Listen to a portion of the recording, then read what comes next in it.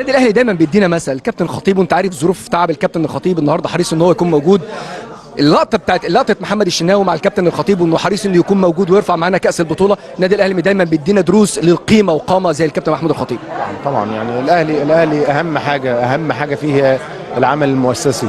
العمل المؤسسي في النادي الاهلي، طول ما انت عايز تطمن على النادي الاهلي تعرف كويس قوي النظام. العب في الاشخاص زي ما انت عايز، فلان يبقى موجود فلان ما يبقاش موجود، لكن ما تلعبش في السيستم بتاع النادي. سيستم النادي فيه ادارات تنفيذيه، وفيها ادارات مراقبه، وفي ادارات هيكل لقطاع كره القدم، كل واحد له شغله.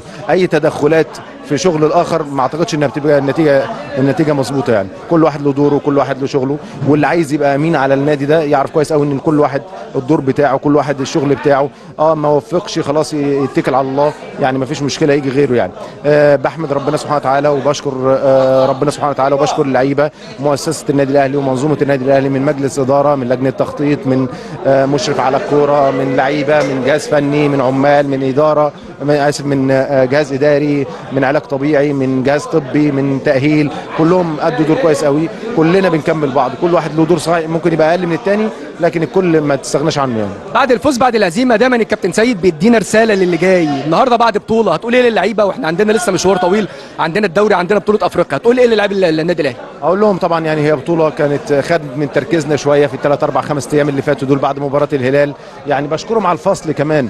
يعني في ناس تقول ان فصل البطوله من البطوله ده شيء سهل، ده شيء صعب جدا.